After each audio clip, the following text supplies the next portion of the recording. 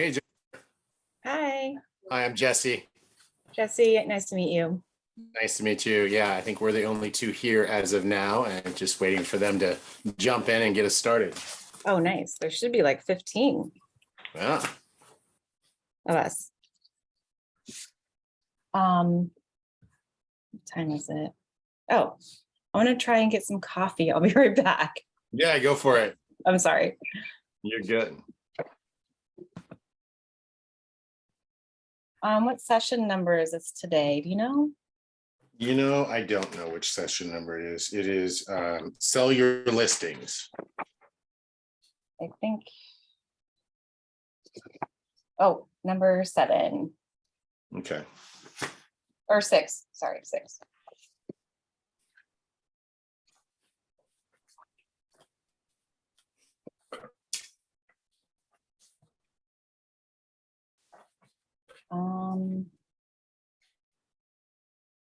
Okay. Be right back. Yeah, no problem.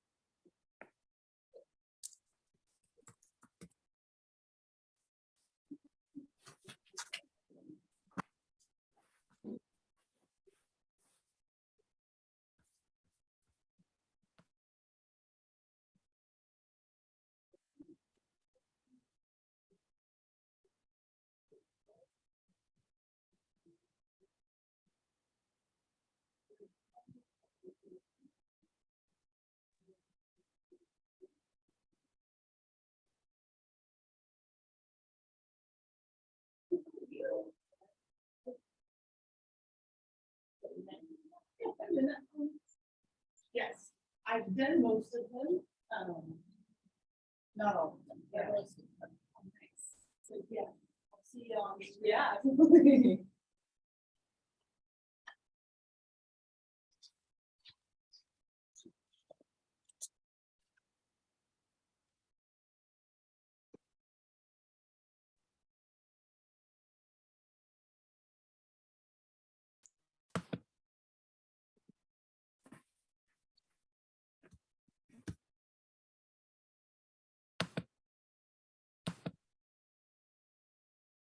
Okay, welcome everyone.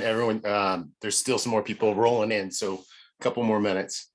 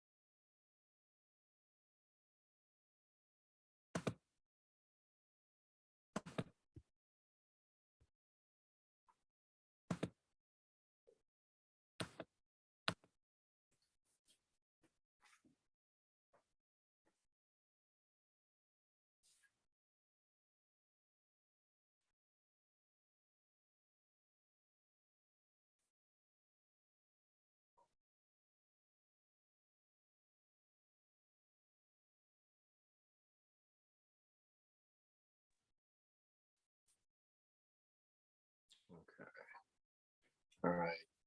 Does anyone know, usually there's somebody that jumps in, either Mara or someone else that jumps in and gets you guys started, and then I take off. Is that typically what happens? Yeah. Okay. Well, we'll wait a few more minutes, and if not, then I'm just going to dive into the material. I won't be able to do any of your reporting and that type of stuff. You guys can do that on your own if he or she doesn't jump in. So, but we'll hang on a couple more minutes. We'll dive right in and have a great session today. Awesome.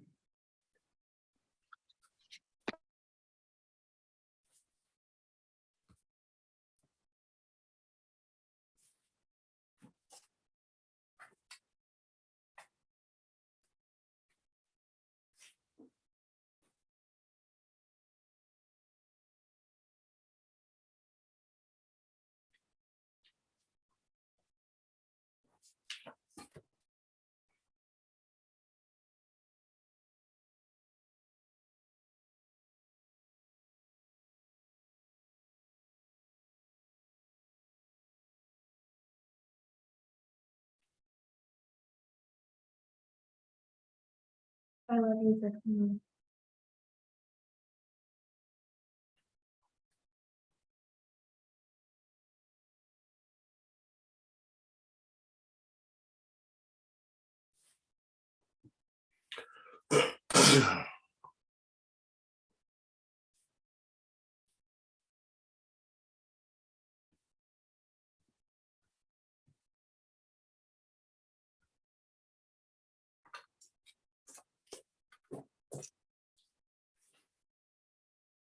Okay, I guess let's just get started. No one's here, so you guys are all here, which is what's important.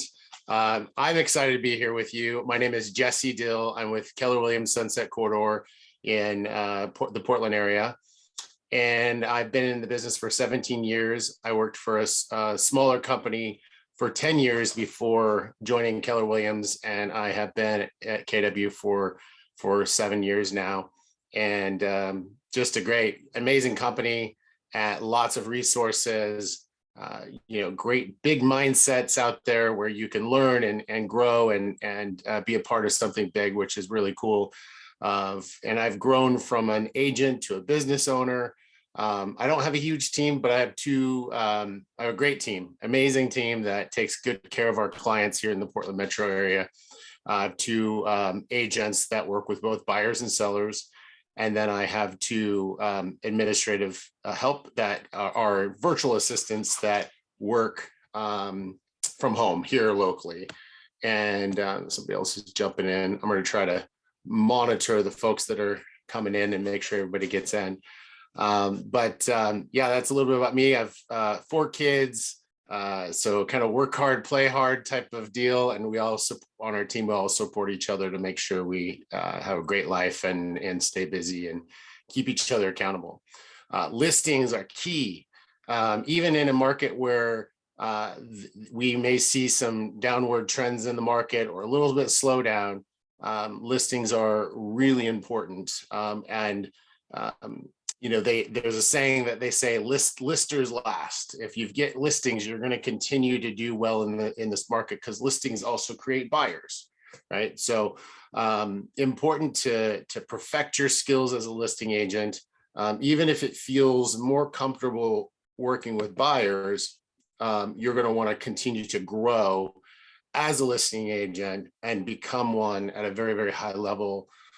So that you can be successful. And it's also the most leveraged position, listing agent in the business, because a lot of it's just creating systems that allow you to get your time back, right? You don't necessarily need to be the one showing the property because you have a bunch of buyer's agents that are out showing it for you, but you're helping guide the seller through the transaction. So all of a sudden you get your weekends back.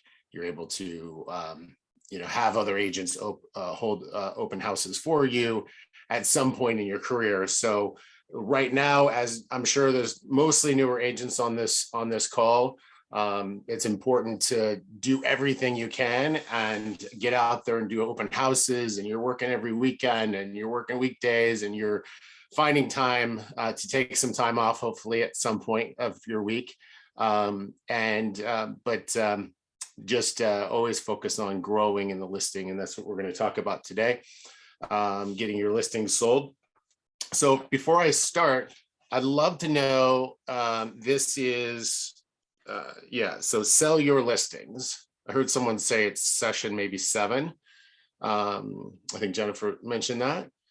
So I don't know if anyone has had a chance to review the lesson at all. We're going to go through it, not word for word, but I want to go through each section and make sure we cover everything. But at the same time, I want to make sure I cover some things that you guys are looking for to get out of the class today, make it the best class possible. So what are some things that you feel you want to take away from the class today? Anyone want to jump in there and throw something out there?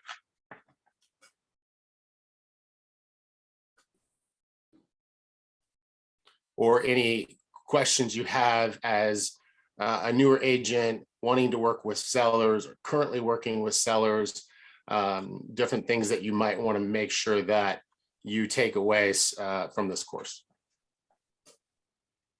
So I'm working with a seller right now, and pricing, it seems to be just kind of delicate. I just went there and discussed pricing today with them, and I had the range. I said the top would be 435, bottom, let's go in the middle somewhere maybe. And she's like, nope, I want the top, this and that. And I was like, okay. I was like, but just make sure that that in 2 weeks we might have to readjust the price. And I just kind of hit it home to her and just said, I just want to let you know that we might have to do that. I can't tell. We might get tons of offers at 435, but just be aware that we might not. So, and she's like, okay, I can accept that. But she also, their roof is like 18 years old and there's moss on one side. So I didn't really know how to, I said, yeah, let's do it for that 435. But do we put a roofing, like say, but we'll allow X amount for the roof, or we shouldn't say anything at all and let the buyer say, hey, what if you knock off like something for the roof? I didn't, Yeah, no, great questions. I think we'll get into some of that, preparing your home for marketing, but strategy is key, especially in a market where we're seeing some shift. Pricing strategy is key. So we'll talk about a little bit about that as we move on. I appreciate that, and that's some good stuff. We'll make sure and cover it. Anyone else have a good topic for today or something you want to cover?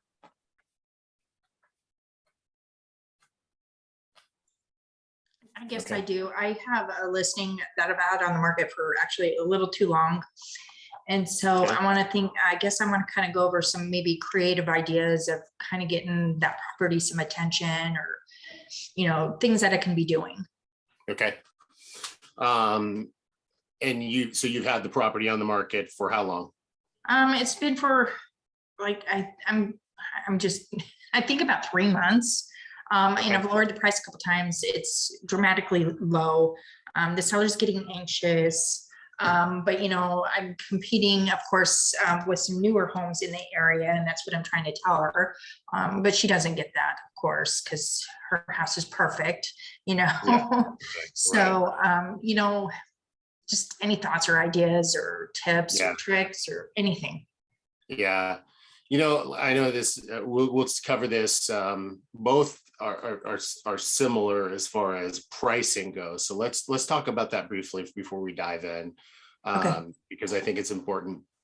So pricing day one for marketing is key, and having the home ready day one. So Gary, you were talking about like there's moss on the roof and that type of stuff. It's ideal that you've got things dialed and ready to go, because buyers will see that, especially in this market, they'll pick it apart and they'll, look for other things, or they'll think there's other things wrong. As far as Gary's scenario, you're going on the market at, so did you say you already went on the market? Sorry. No, What kind of I process? think we're gonna go live Thursday. Thursday, okay. I just had pictures taken today, so. Yeah, so leading into, I hear a lot of people say, like, you want to price like the market you're going into, not the market you are currently at. So some of those comparables that you're looking at may not be relative to what's actually going on in the market right now. You're going to need to look at the pendings more so, and even the actives. Like, we just had one where it was like, the pendings were not great data, but like, who are we competing against? And who else just spoke? What was your name, Miss? I didn't catch it. I didn't see your pop up. Oh, sorry, I'm Jeannie. Jeannie, thank you. Jeannie, and also, I think that looking at what your competition is important. You're saying the new construction, you're competing with the new construction, really lining yourself up with what's going on currently in the market. What is it going to take to get an offer on your home versus looking at the old data that happened even weeks ago that isn't relative to what's happening right now? So being very in tune with what's going on. You guys all have get TMO reports in your email. It's something the Northwest region does for us. It's a huge benefit. I would be looking at those. And what I did for a seller just recently is I took last year's TMO from a crazy, amazing market for this month. And I said, okay, I looked at the pending ratio, and it was like 90% pending ratio. So 9 out of 10 homes are currently sale pending. So if you drive by 9 out of 10 homes, 9 of them are sale pending. So, and I explained that to a seller, and then I'll pull up, and you may have it in your email from last year. If you weren't in the business, then you might just email whoever you're the team leader. They should maybe be able to find it for you. I'll pull up the TMO for this month, and it was drastically different. It was like 49%. So 50%, half of the homes are that you see on the market, or the signs you see on when you're driving around, are pending. So do you want to be the ones that are sitting and waiting, or do we want to be the ones that gets an offer right away? And what do we need to do to that to get that? And if it's typically condition or price. And so there are some things that a buyer is walking through the home. Jeannie, are you getting showings on your home, on your listing? Yes, I'm getting some showings. I think one of the problems of course, it's my very first listing. I've got a difficult seller. So at one point she pulled it off the market twice. And I know that doesn't help. Gotcha. Yeah. So, and if you're getting showings on the home and they're not writing offers, then you're you've got to get it to even if you've had price reductions, it's maybe not there yet. You may have to get it to a different price where the buyers that are looking at it now have lower expectations. They're looking at like, wow, this is great compared to what I was looking at. So in a shifting market, you can be doing lots of price reductions and feel like you should have sold. But if the market is downward trending and you're priced here and it continues to move down and you do these price reductions, you kind of end up missing where it should be, unless you do a large price reduction. So it's super crucial. And I tell my agents on my team, the best price reduction you can ever get is the one that you get at the listing appointment, listing presentation, when they're saying, do you think we should go, or maybe we can get a little bit higher, but you get them to be where it should be in order to get an offer in that appointment. If you can fight for that, it's going to be well worth it. The inventory is still fairly low, so it's underpricing is not necessarily going to cause you to. You may still get multiple offers. In all of our markets, we are still seeing some multiple offers, some more than others. So I think that pricing it correctly, even if the seller feels like maybe it's slightly lower, you may end up still getting a bunch of folks interested in it. So I hope that helped a little bit. Yeah, Gary, I would say to you that, you know, your range that you suggested might be based on what's happening in the actives that have not quite received an offer yet, and that you may need to be lower that. So that top end of that range may need to be lower than the actives, you know, and give them a price that makes sense based on trying to get an offer, because that's what we need to do, is try to get an offer in the shortest amount of time, which allows our sellers typically get the most amount of money. Yeah, we are a little bit lower than the one active that's out there right now. So, Okay. And, you know, and there are some sellers that aren't willing to price it for what it's worth, you know, and that's actually a great question to ask a seller. And I've asked that before. It's like, you know, you feel this energy sometime of like, well, I better get my price, and you know, I'll show you the door, that type, you know, you get this kind of built up energy from clients sometimes. And I've asked the question, I'm like, hey, are you willing to sell it for what it's worth? You know, are you willing to sell it for market value? And it's interesting, the answer. Sometimes one seller I had once said, well, actually, I'm not, you know, I want to sell it for more.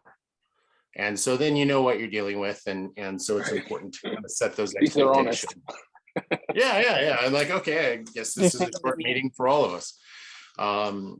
So, the other thing you can do is build a price reduction in, I like to say price improvement, build a price improvement in I like that. when you sign the listing contract. Okay, I've told you this price here. I understand that you want to go here. I don't recommend that.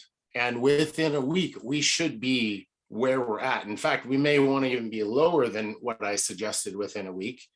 So if you want to do this price that's inflated, then I will agree to it, as long as you agree that the price will come down within a week. You know, I like to, if it doesn't hit that first weekend, then we're talking about that next Thursday, potentially. Sometimes it's 2 weeks in this market, but depends on the property. And it could be 3 weeks if you've got country property or a unique property or something like that. But and write it into the additional provisions of the listing contract, that price reduction to automatically happen. And then what I do is they're fully aware it's in the contract. You get to that day, I don't call them to remind them, because they'll walk you back out of that.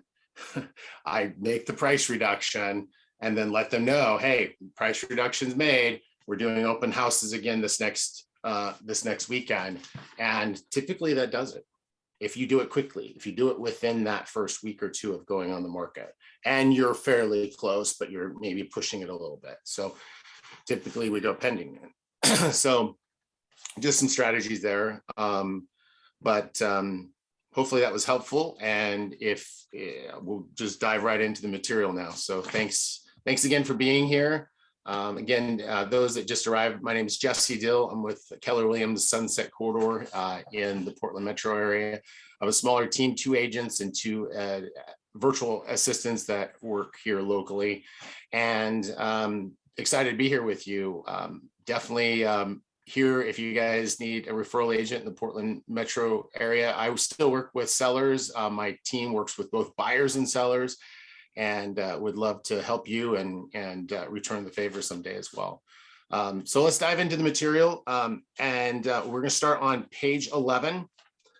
And like I mentioned before, I'm not going to go word for word. I want this to be interactive. I want it to be, you guys get some good information. I'm going to give you some real life experiences as I go through, and stop me, ask questions. Sometimes I talk fast. So and I'm not great at monitoring the chat. So if there's someone that wants to monitor the chat, and just yell at me if there's a question. If you're not comfortable, please write it in the chat. And if someone else can just say, hey, Jesse, there's a question about this, I'm totally fine with that as well. That would be awesome. So page 11, we are talking here about getting your head in the game. You've got, you had the listing appointment, you got the listing, now what, right? So at this point now, you need to do a great job for your seller. You need to you need to make sure that your promises are kept and that you are doing a great job with communication.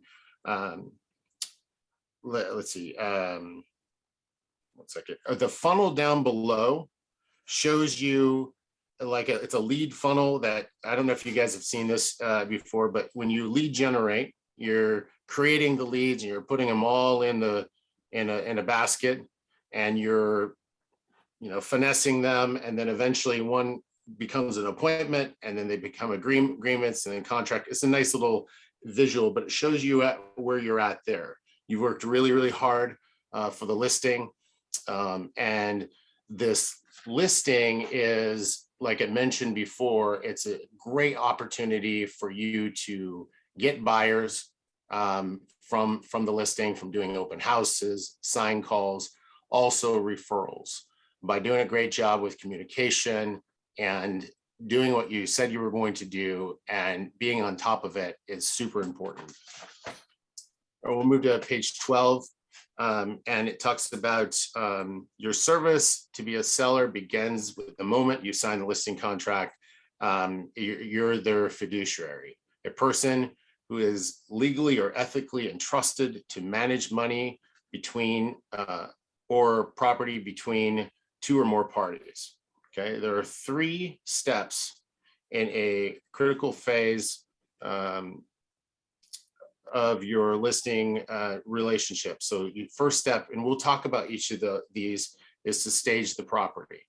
So this is what, part of what we were talking about in staging the property is when Gary brought up the condition of the home. Should we talk about the roof that's got moss on it? When we talk about staging, it's not necessarily bringing in furniture and making sure every room is staged.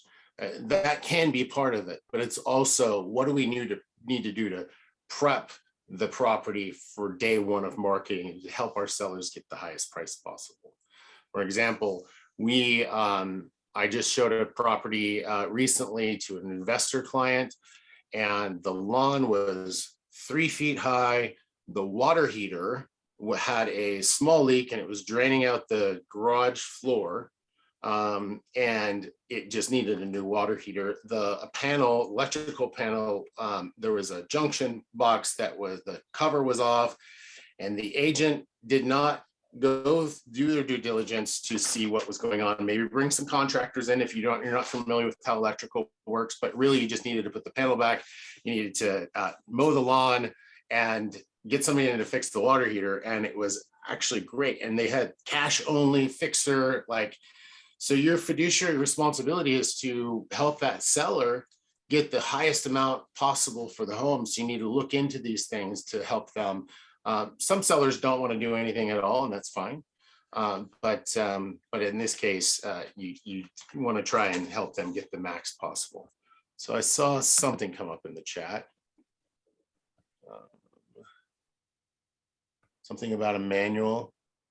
Did we cover that? So session 6 of the Ignite course. So people answering, so thank you for that.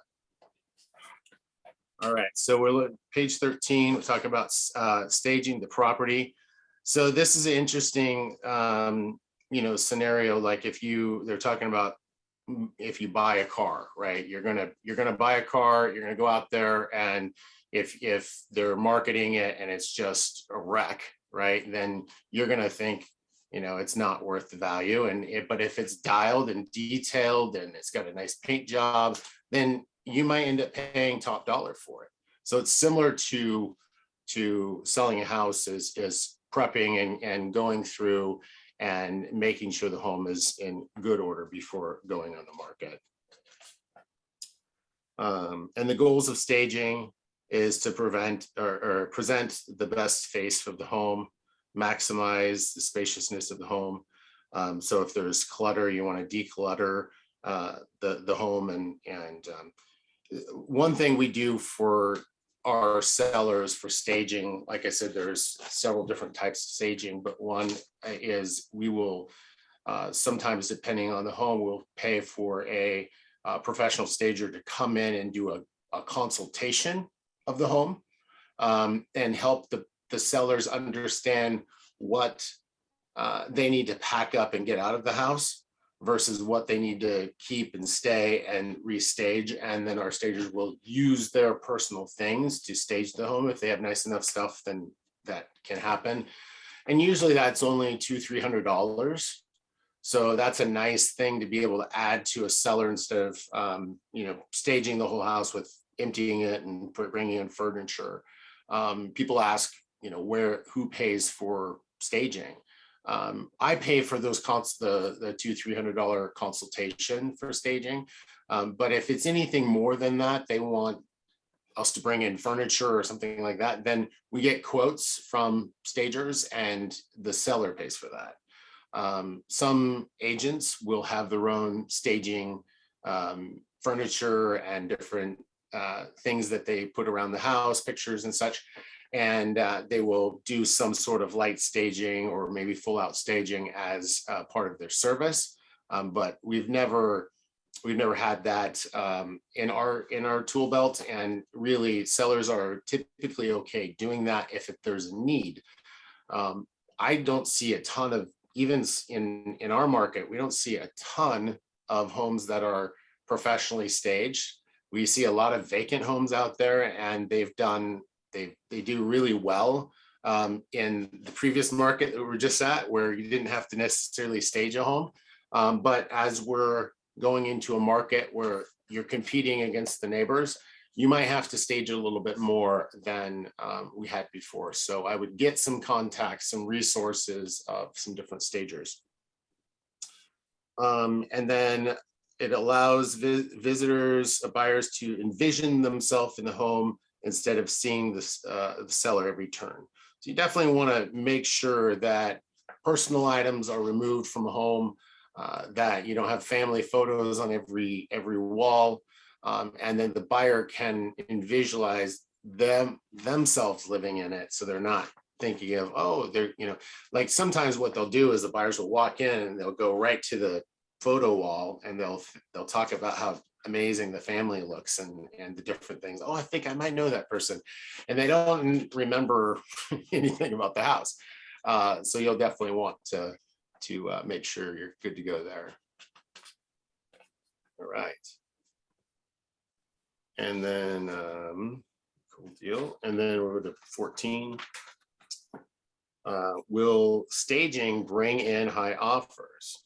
Realtors who work with buyers say most are willing to offer more money if the home is staged. How much? So this is based on a 2015 report. I'm certain that it's probably different, but 32% of realtors report 1 to 5% increase in the offer. So it just shows you different breakdowns there. And then this definitely needs to be updated, because it says that the National Association of Realtor in 2015 says that home staging median cost is about $675. I'd say right now, median cost, I would call it more like $1,200 is what it would cost. And that would be not staging the entire house. That would be more like staging the kitchen, the living room, and the master bedroom, right? And maybe a few other little things. And those are the crucial places. And as you'll see on that little graph, that floor plan down below, it shows you that the living room is number 1, kitchen is number 2, we're going to call it primary bedroom is number 3, and then dining rooms 4. I do see a lot of dining rooms that are staged because they kind of blend right into the kitchen. So those are the most, and then outdoor areas. If you've got a really nice like patio or deck covered area, sometimes it's nice to stage those. Also, if you've got a room like a family room that's giant, sometimes people have a hard time visualizing where furniture can go when you've got really large spaces. So for a buyer to be able to walk in and see it, and really understand, okay, this is how it could be set up, or once they see how it's set up, sometimes they can visualize how they would set it up a little bit different. So that's important. And you know, the other thing this doesn't talk about, I don't think anywhere in this lesson, is virtual staging. I don't know if you guys have learned about that a bit, but virtual staging is where photographers will take professional photos and then they will virtually drop in furniture into the images and edit that furniture into the images, which can be really, really nice. You do have to, in our MLS, you do have to write that the photo is virtually staged on the photo. So we have, you know, it's a little banner that says virtually staged so that the buyer's it's not creating kind of a false advertisement sense, and that sometimes a virtual stager may end up putting a couch in a space and that couch fills that room in a way that's not accurate to the space. So that's why they put that little disclaimer on those photos.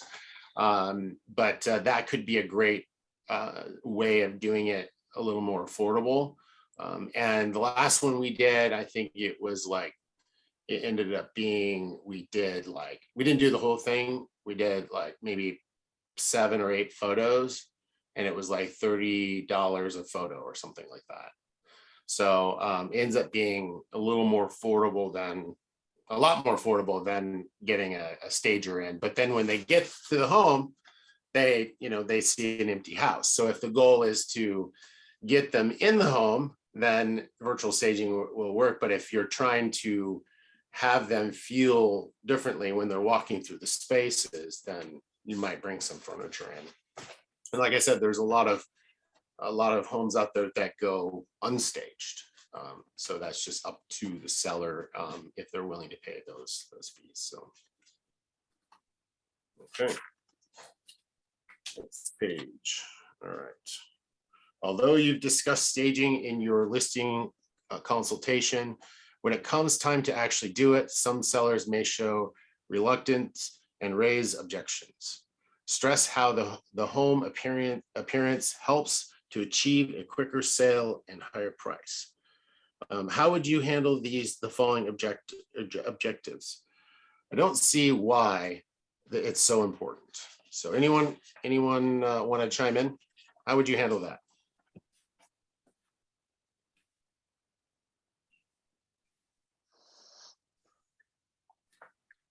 I mean, if their furniture is really in bad places already, like blocking the fireplace.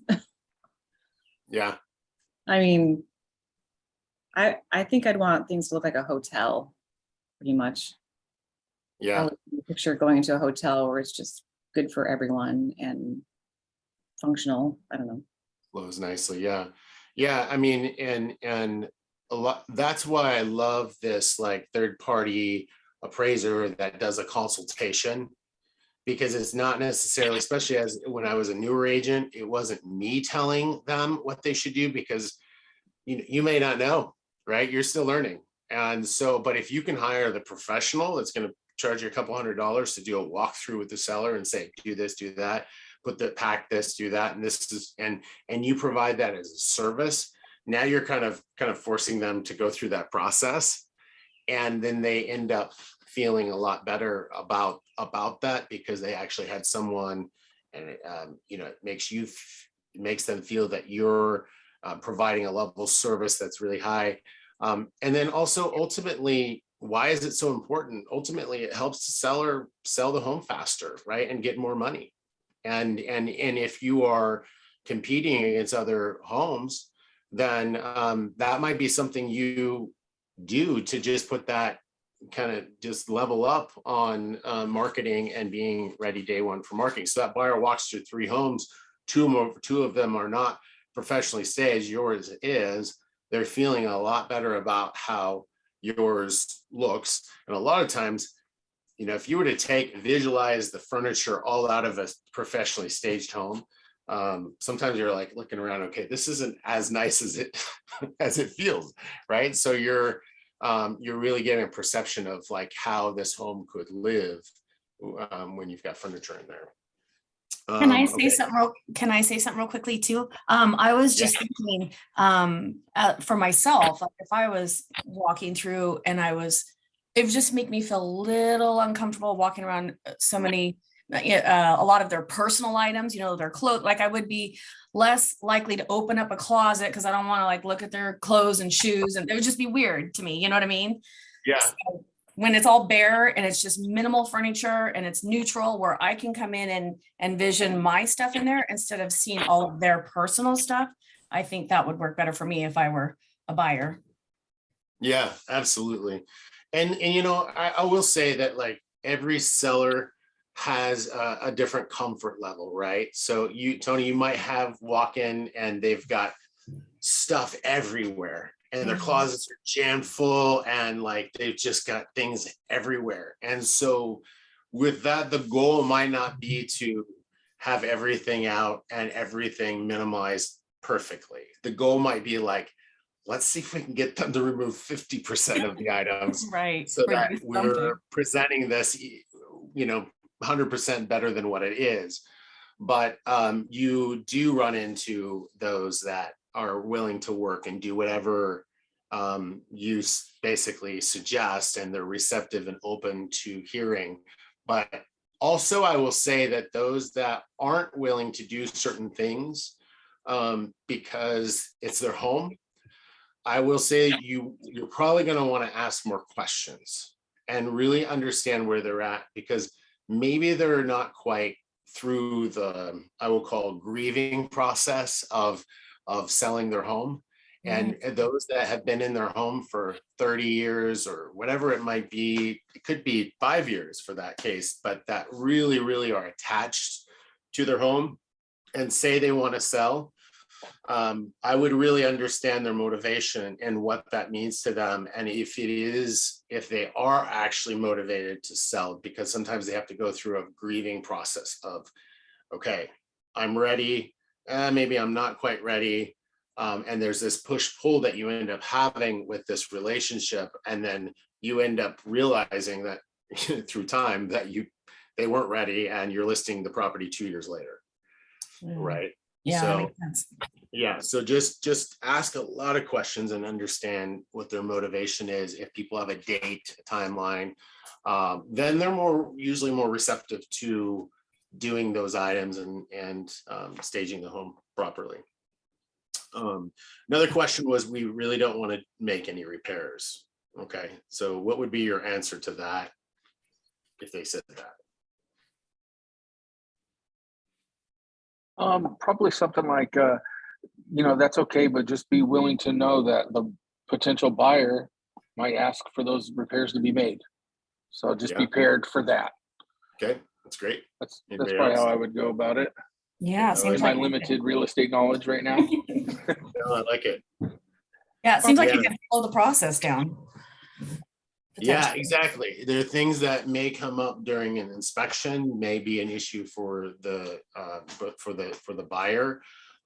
It may take longer to sell their home, right? So because buyers are looking at it, walking through, seeing these things with their eyes, seeing dry rot, seeing a roof that looks bad. So I do things a little bit differently than some of my colleagues. There's this, a lot of people will say, you need to meet with the seller when they're 60 days from being ready to sell. I meet with a seller as soon as they're willing to meet with me. So even if they are 5 years out from selling, I'll meet with them. Not that I'm going to drop what I'm doing and meet with them today or tomorrow. I'm going to schedule it, and that meeting might get pushed because we've got something else, that is more important, a seller that wants to sell today. But I will meet with them and I'll sit down, and some people will say, well, Jesse, how do you get those appointments? And what I'll do is I'll talk to my seller, and if they start talking about like, well, someday we want to buy a house in Bend, I'm like, okay, great, awesome. So in the next 5 years, when you guys do sell, you're going to start thinking about the things that you're going to do to your home to maximize your dollar and to get it ready for marketing. You're going to start chipping away at that in the next 5 years, because you told me that it's going to be 5 years from now. So let's go ahead and meet now. Let's do a walkthrough of your home and really understand what those things might be that you need to actually take on, because sometimes sellers will over improve for the home and they've spent way too much money on and didn't necessarily need to. So let's do a walkthrough now. Let's really understand what those things might be. And then I've got contractors and resources and be happy to share any of those with you as you are ready to do those along the way. And as soon as you start talking about their pocketbook and how that can help them get more money later, they'll say, why don't you come over, Jesse? And they invite you to come over, and then you end up doing a walkthrough. At that time, I do end up presenting a visual listing presentation that shows them kind of what we do for marketing. And part of that is how a seller properly gets their home ready for going on the market. The goal there is not for them to really think, oh, well, to remember all that stuff. It's for them to understand that we're confident and competent to be able to help them for whenever they're ready. Because also the National Association of Realtors says that 93% of all home sellers will list with the very first agent they meet with.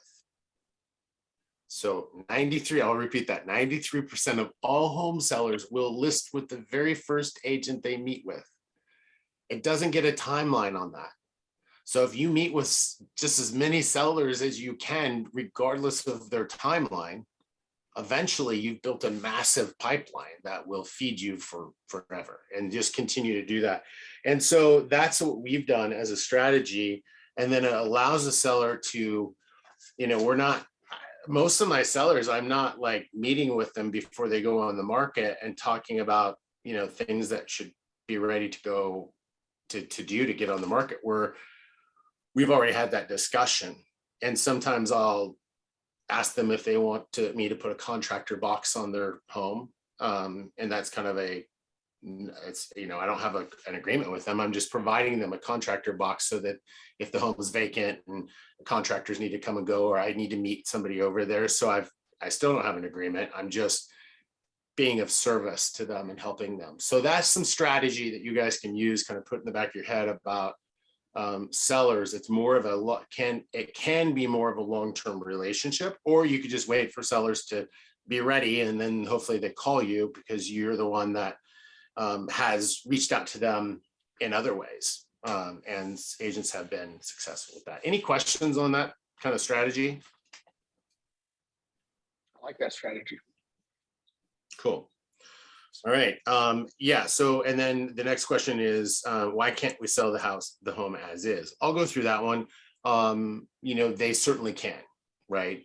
And so they could sell that house as is, but if they do that, then they're going to end up selling it for quite a bit less. Investors will look at it as an opportunity, and buyers don't see.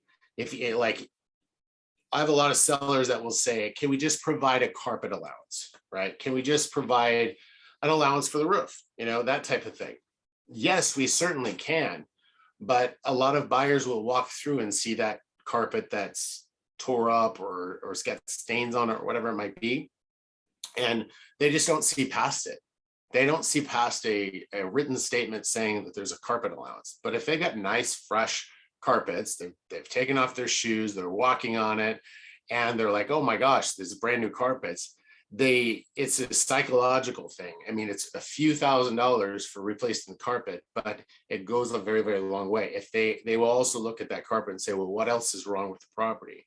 So in tune, it will save the seller from negotiating later down the road on repairs potentially. And getting less money. All right, so there's that. All right, page 16. So we're going to talk briefly about the market, the listing steps. So there's 14 steps. First one, price the home competitively. with the current market and price trends, we talked about that. I think it's just be ahead of where the market is going. Don't necessarily make your assumption of price based on the comparables or the sold comparables, or even in the pending comparables in some cases. Really look at what's going on with the actives in this market, and call the listing agents that have pendings. Understand what their activity was like, understand ask them what they would have done differently if there's anything. And a lot of times you get some great information. Oh my gosh, Jesse, we didn't have any showings. One just came in at the last minute and wrote us a full price offer, or wrote us an offer. They probably won't tell you the price that they got on it. Wrote us an offer. So we jumped on it, like that's really crucial information, because you saw them go pending in 3 days on paper, but you're not able to get that information that they had no showings, no activity except for that one. And so that's good information. So it means that maybe you need to be lower than them, which if you would have just looked at the paper, then maybe you would have thought you'd be at the same or higher. So that's important. Let's see, advise seller on how to attract buyers by showing their home in the best light possible. Talked about that. Place a for sale sign with flyers. An idea we started doing during COVID, which everyone, now you go to a restaurant now and you're 50% chance you're going to get a QR code that you're going to scan for the menu, which is cool. Everyone knows how to use QR codes now, right? So put a QR code on your flyer. And when I say flyer, we use a perma flyer, one of the plastic ones. The local printing company, Bear Printing here in Portland, makes those, and we just send them a copy of our flyer. They print it and have it installed on their sign. And then when people are driving by, they can scan the QR code, because everyone knows how to do that now, and get right to your listing, right to your website, and get all your information. So that's been a great tool for us. And if you're putting prices on your flyer, when I first got in the business, I hated, or before I was in the business, I hated when agents didn't put prices on flyers. And I still have been putting pricing on flyers because of that. However, with the market changing, and you may be doing price reduction, and if you're making these perma flyers, these plastic flyers, it is more acceptable now to have a QR code that someone can scan and get the information with no price versus nothing. And previously, in a different market, we'd get a lot of flack with people, like, hey, you didn't put a price on the flyer. So just keep that in mind. That's a great tool there. Respond to all buyer inquiries immediately. So this is a good one. I'm going to throw an example out there of what's most important, and why. Let's say that you've got a current transaction where there is an inspection addendum that came through, and the buyer wants you to present that to the seller immediately, the buyer's agent, and it's your seller. And there's some concerning items on that on that inspection report, and then there's a potential lead that came through on a sign call, and they said, hey, just get back to me whenever. Which is most important to call?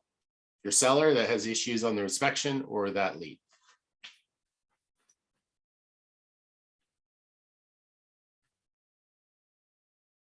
Anybody? Lead. Yeah, I mean, unless you're up against a inspection deadline, right? Then you call that person. But if you're not, then absolutely, that lead is business that you don't have already, right? Yeah. So call them within seconds and get on the phone, get their question answered, schedule an appointment, right?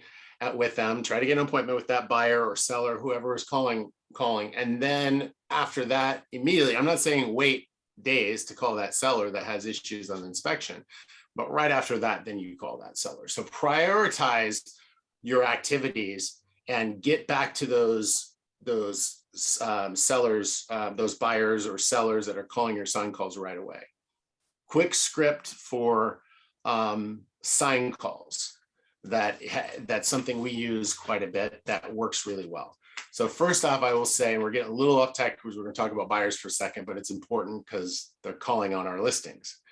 And we will meet with every single one of our buyers, either at a coffee shop or in the office. It used to be just in the office, but now with COVID and everything, we've decided, coffee shop or an office. And we go through a buyer's presentation with them. We call it a buyer's consultation. We do have a buyer broker agreement signed. And whether you do that or not, I do recommend, first off, I recommend that you do it. But secondly, regardless of that, I recommend that you meet with that buyer before you engage with them and start showing them homes. Really, it creates some sort of commitment that you're starting this relationship, that you're moving forward. So with that in mind, when a new buyer calls us on a sign call, they'll call us up and they'll say, hey, Jesse, I'm just looking for square footage, or I want to see the lot size, or whatever information. They just want to get something and get off the phone, right? So, and so we'll give them that information, and then we'll ask, are you working with an agent?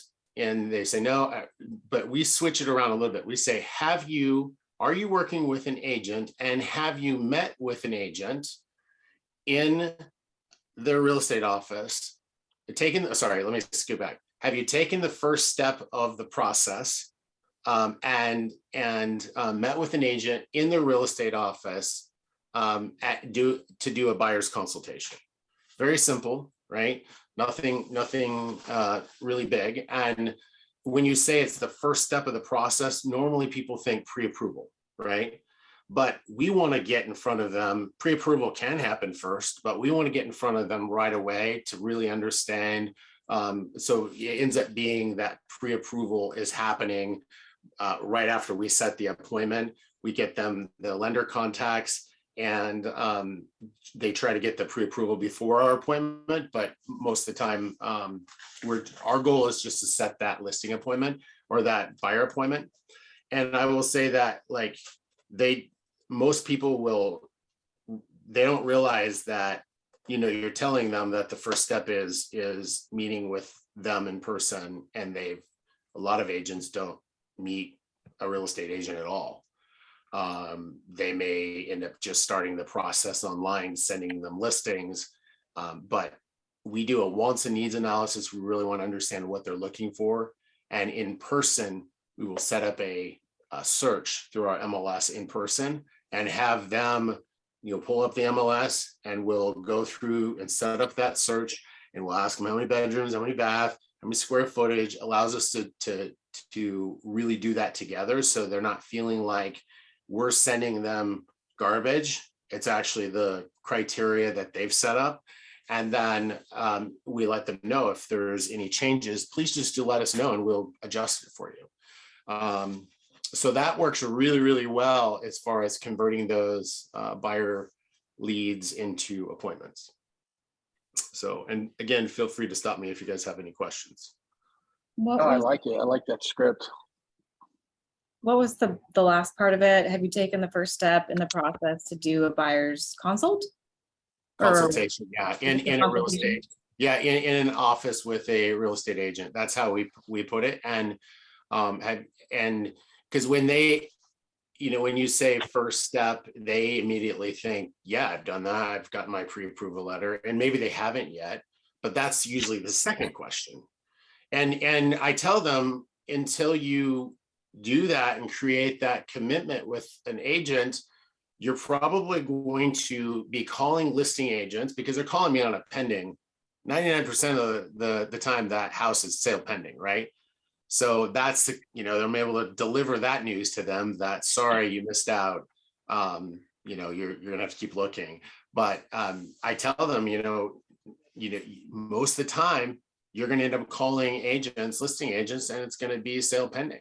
So you're gonna run into this every single time. So this allows us to really engage with you, understand what you're looking for, see the homes as soon as they go on the market. We'll set up a search that you get you get all the properties when they go on the market, and we can schedule a showing right away.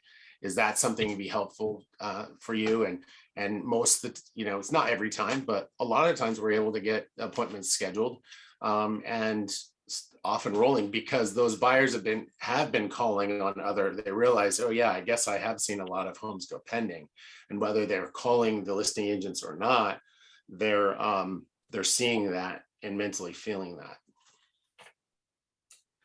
Great question. Okay, and then optimize the home internet presence by posting your property on Keller Williams. So this happens, the posting, I don't post anything on Keller Williams LS or the MLS. It's my understanding all of that happens internally, and we don't have to do that. It goes right to our KW app. It goes through the KW website, your own personal website through command. So you should be in good shape there. Market the home on multiple websites, including your own, My KW Office, international sites, and to attract buyers. So again, our home gets put out there automatically through our MLS, has an agreement that it syndicates through all the other websites. There really shouldn't be any additional things that you will need to do. I'll sometimes have sellers say, if it's in a different market where homes are sitting on the market for longer, they'll say, hey, can you put it on a San Francisco website so someone from California can come up and buy the property and overpay? That's basically what they're looking for, is someone that's going to overpay for their listing. But everything that is online, as you guys know, can be seen anywhere. So it's really, KW is a national site, and that's what I love about it. When I'm like traveling, I always look at real estate. And so if I'm in Phoenix or I'm in wherever I'm at, I'm looking at what's going on. I can pull up the KW app and see everything. And you don't have to be in your MLS to do that. So that's cool. Let's see here. Post the home with your KW app. So you can, if you have not branded your KW app to yourself, once you download the app, you can basically select an agent and select yourself, and then you can share the app to your customers, and it's branded to you. But also you each get your own personal website, and if you don't have that set up, talk to whoever's doing your technology for you. But you should be able to go to your website, search for your listing through your website, and then share the link on social media with clients, and it will have your picture on it. You can also do that because we have an IDX agreement with every real estate agent in our MLS, our different MLSs, that you can share listings that are not yours through your own website as well, and it will have your picture branded. But it has to be through your KW website, because we have an IDX agreement allowing us to do so. You can't just post on social media pictures of a listing, that professional photos of the listing in your MLS with your name on it, because that would be like the listing agent. But you can take a link from your website. So hopefully that makes sense. If you have questions, raise your hand or yell at me. Create a flyer and comment cards for viewers. You can do that. Let's see here. Just listed cards. You can do that to neighbors. What I would say is there's so much you can spend and do as a new agent. You don't necessarily need to do just listed cards to the neighbors. However, if you want to, to keep the budget down, what I would do is I would look at that neighborhood and really understand which homes are closest to the property, that when people drive by the sign, they see the sign. Maybe there's 10 homes, maybe it's on a cul-de-sac, and people aren't driving through, so 10 of those neighbors are going to see the home. I'd send the just sold card to those 10 neighbors, right? And then I would send it to maybe a new listing card, a sale pending card, and a just sold to 10 neighbors that see it, right? And then they may think that you've just sent it to the whole neighborhood, but you just sent it to 10 people and it only costs you a little bit. But, or if it's, what I'll do is sometimes I'll do like 50 of the closest neighbors. And the title company will help you with that. If you give them your address and you say, hey, I'd like 50 of the closest neighbors, their address and their names, they'll help you. They'll give you a list of those for free. And they'll even, if you'd like, they'll even send you, labels for those as well. They'll can send them to your office. So then you can order the postcards, have them sent to your house or your office, and then put the labels on and go. There's a lot of other programs that you can upload this Excel file and send them out that way too. But don't think you have to do 500 postcards of all the neighbors. Like, think strategically about who's going to actually see your success with the sale pending and the sold stickers, and who might you be able to get business from. Maybe door knock those same houses during your right before your open house, inviting them the day before. And then now they've seen your postcards, they've seen your face, and they've seen success. And whether they know it or not, or you know it, they might be interviewing you, right? And they may be a future seller for you. Let's see here. What if it's a different real estate company that sold something? What's that? What if it's a different real estate company that sold something in your neighborhood? Like, if you're promoting that real estate company's sale, is that what you're saying? Well, I mean, Can can I you? just say just sold, No. even though it's not ours? You're gonna want to promote your listings just sold. You could ask other agents for permission to do so, but I don't think most people are going to allow that. What you could do is you could door knock, and you could put in or send something in the mail of like more of like data. Like, you could say these homes were sold in the neighborhood. That type of thing is okay. But if you're Okay. using professional photos from No. a listing, you'll have to get permission. If you were trying to be like the neighborhood expert, and there's nothing wrong with sending them data of the homes in the area that have sold. So to answer your question, yes, you can, if it's done in the right way. But great question. Okay, let's see here.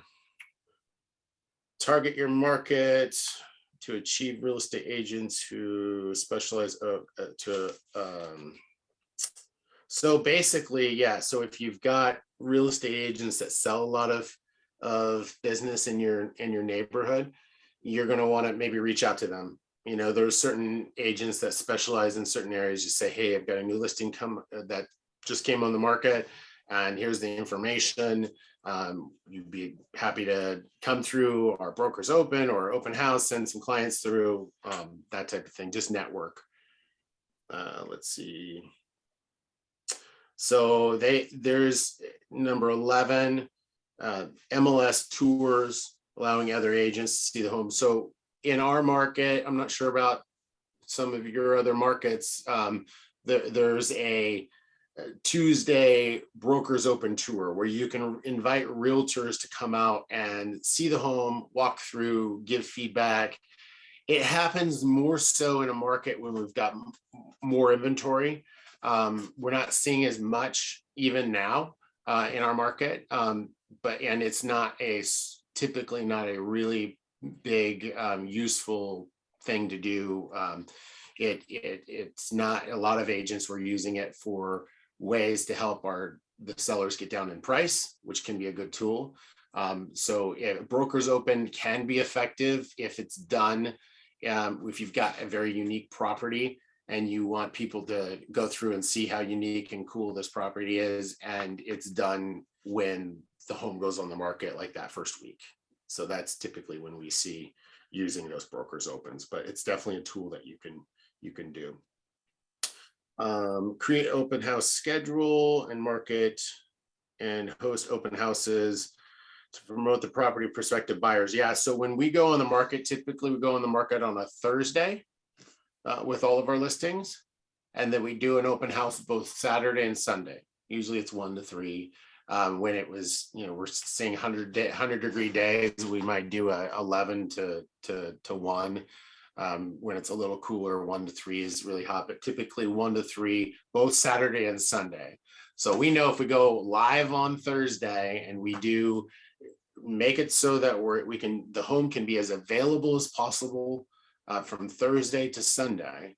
And sometimes that means coaching our sellers that maybe they're going to need to go away from the weekend, because in a market, if you've got a home that's really hot and you're going to need a lot of activity, it can be a full-time job for your seller coordinating schedule, showings and everything else, trying to get the dog out and the kids to different places. And it basically turns your life upside down. So I say that to my clients. It may turn your life upside down for a weekend, and it gets crazy. So if there's any way you could remove yourself from the home, go to the beach, even if you're a hotel room down the road, like I'd highly recommend that.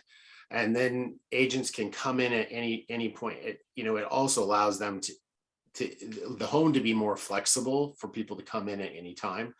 So if we go on the market Thursday, it's accessible through the weekend. We have our open house both Saturday and Sunday. If we're priced correctly and we've done everything to prepare to get the home on the market properly, usually we're reviewing offers Sunday or Monday.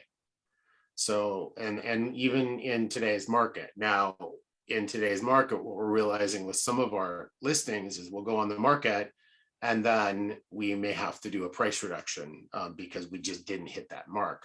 But then we do that same process again. We do that price reduction on Thursday, kind of like a new listing. We went live, right? And then we do the open house both Saturday, Sunday. If we're priced correctly, we should be reviewing offers. So that's kind of our mental strategy, and we present that to our sellers, and usually it works out pretty well. There was a question earlier about maintaining, like if you got a home that is priced too high or it's not selling, how do you maintain those listings? It's a tough one, because if you're to that point and you have not been communicating with your seller on a regular basis, and I mean almost daily in some cases, it's a hard to get back into that relationship to where now you want to communicate. Like that's how they feel. Like now that you feel like the price needs to be addressed, I'm hearing from or dropped, I'm hearing from you. So really, like in this market, it's very crucial that you stay in communication with them almost every day that you're working, just checking in. Hey, even if it's no news, they know you're out there working for them, sending them little things, little feedback tips of what's going on, what you're doing for them today. Hey, I'm door knocking in the neighborhood to see if anyone knows of anyone looking to move into this neighborhood. Like they really know that you're doing everything you can. So if they feel that you're doing everything you can, then there's really nothing else that they can point a finger at, because they might not say it to you, but they're talking about it behind the door, behind closed doors. They're saying, hey, you know what, Jesse hasn't been communicating with me. I don't know what he's doing to sell my home. It's not price, because no one said anything about price. That's the other thing, as far as when you're getting feedback from real estate agents that show your home. Sometimes they will offer, or agents will ask their opinion on what they felt, if it was priced right. And what I've realized is most agents will just politely say, price seemed great, price was fine. So that kind of feedback to a seller, when you've been sitting on the market for many weeks, just hearing the price is fine, when you know clearly that that agent that is suggesting that has not been in your shoes this whole time, has not been doing they didn't do a market analysis for the property, more than likely, to understand where it's at compared to the actives or the pendings. So they're just throwing out that information. So I stopped asking that question. And I ask all the other questions. What do you think we need to do as far as condition to get the home sold? What do you think we need to do? Because I know if we go on the market and we haven't received an offer for a week or two, and we've done everything else that has been suggested, then the next thing is price. So that's just a little tip there. Otherwise, it's really hard to get a seller to do a price reduction if they're constantly hearing that the price is great or the price is fine. There's no issues with price. So tip there. Target active buyers and investors from your database. Okay. Promote this the seller with weekly updates, detailing your market efforts. We talked about that. I wouldn't do once a week. I would do more than that. I would do at least a few times a week. Okay. Page 17. So choose your daily 10-4 home. So this is an exercise you guys typically, when I teach this class, you guys do on your own or do it another time with a partner. So we'll pass through that one. Holding an effective open house on page 18. Okay. Part of your marketing strategy. And one part of your step 14 is to show the property through an open house. Holding an open house is an excellent way to market your listing and market yourself as a real estate expert. Open houses benefit the seller by attracting buyers to their home. The more visits a house gets, the faster it will sell, and buyers love open houses. Okay, so the open house benefits the agent holding the open house and as a key lead generation strategy because they offer a relatively safe and non-aggressive sales environment. They provide opportunity for great face-to-face and prospecting.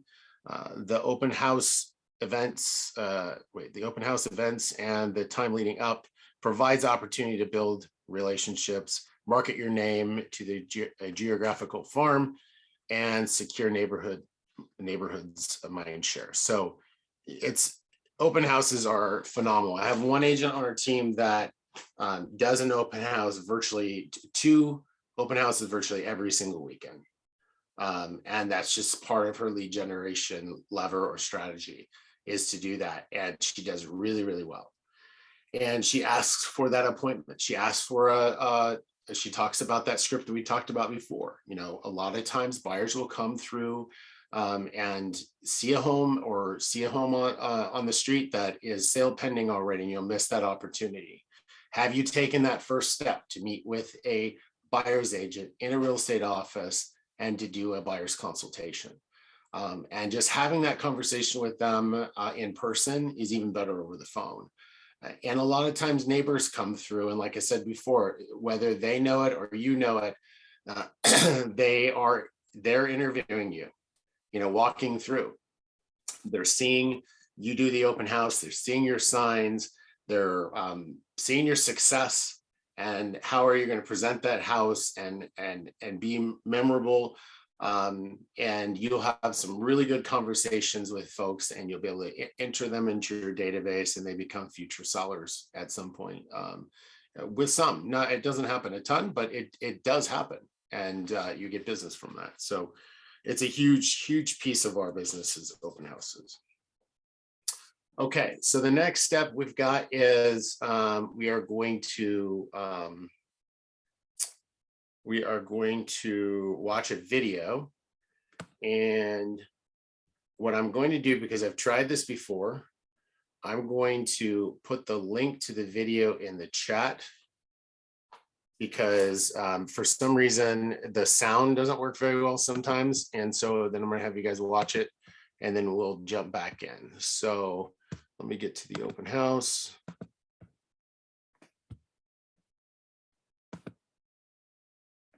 And back to the chat.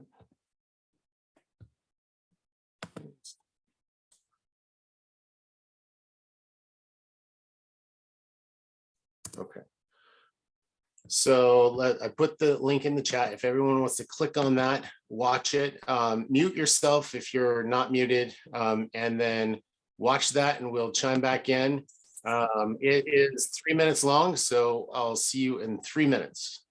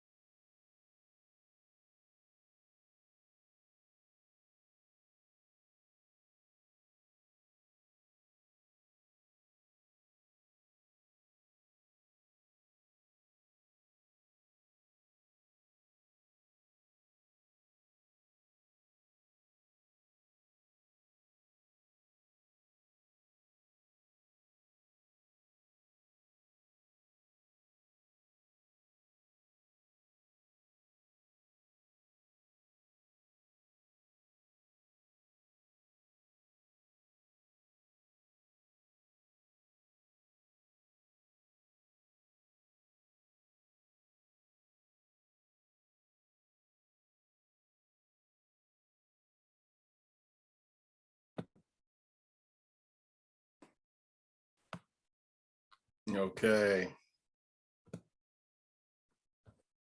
We should be wrapping up. We'll give it another minute.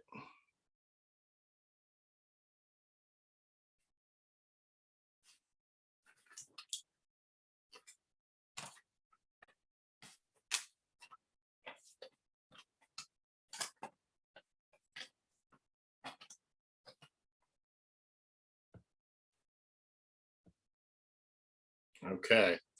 All right.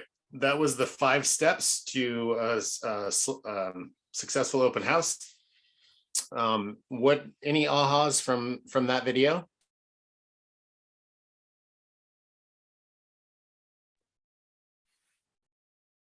Anybody? I couldn't log in, sorry. That's okay. Yeah, What was the The- question? Just ahas from that video, the 5 steps to holding a successful open house, effective open house. I was gonna say, when he said, plan your open house for near an event that's happening, that's gonna bring a lot of out of town traffic. This property just happens to be in Junction City where the Scandinavian Festival is gonna be at this weekend coming up. So that was gonna be a question that I actually asked you, is should I hold an open house? I guess I could do whatever I want, but you know, it is gonna bring like 100,000 people into Junction City this weekend. Yeah. So Is that's not the Junction City? Which one is that? Scandinavian Oh. Festival. yeah, Scandinavian Festival in Junction City. Just a big old festival. It happens, I think it starts Thursday and Sunday, I believe. Is Yeah. it and it's something that people come back to on a regular basis every year. Yearly. They get excited about it. Okay. Oh yeah. Is the house fairly close to where the festival's at, like within walking? Yeah, within I think 4 or 5 blocks from like the main deal, the main drag of it. Yeah. So that might not be a bad idea, because I know like the Oktoberfest, people will get really excited about that. I think that might not be a bad idea to try it one day and see. Mhm. I don't know that people, you also have to think about that type of event, and are people eager to move there because of that event that happens once a year. It Right. may not be the best use of time, depending on the, what people, if people are moving there because of that, is if there's a culture there, that could be a good reason to do that. So I don't know.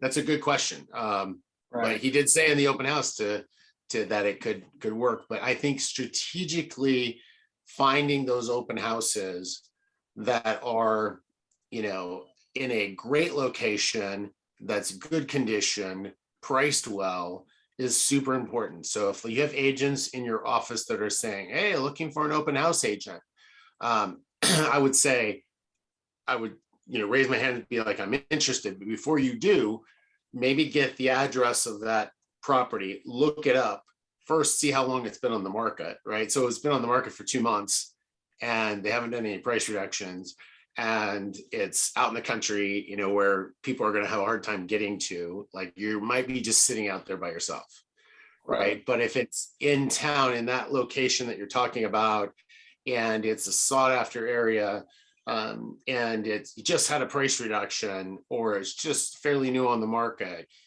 then it might be worth your time to do that, and you're going to potentially get some good business out of it. So be strategic. Don't just say yes to every open house, but Right. or if you want to be that country property expert, it might make sense to go out to the country and sit on some acreage. So but yeah, that's a great point. Any other ahas there?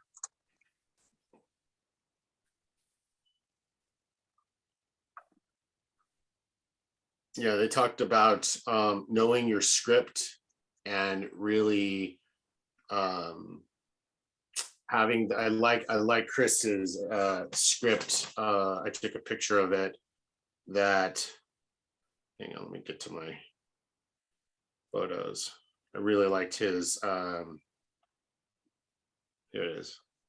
So it says, thanks for stopping into my open house this morning. I like how he said this morning, because he said this morning intentionally to make sure that people know. And I'm speculating, but I'm sure, I know Chris. So Chris is a master at open houses. So I'm guessing he mentioned this morning so that you all know, and I know, that you can actually do open houses in the morning. You can do open houses, twilight open houses in the evening. It really depends on what, there might be a reason why you're doing it in the morning. Maybe there's something going on where everyone would come through during that time. So thanks for stopping into my open house this morning. It was great to meet you. I did a little bit of digging in the office after we met and after the open house, and found 3 other properties I think really fit your criteria. I know the home that we saw this morning wasn't quite perfect, but these 3 really, these 3 have some real potential.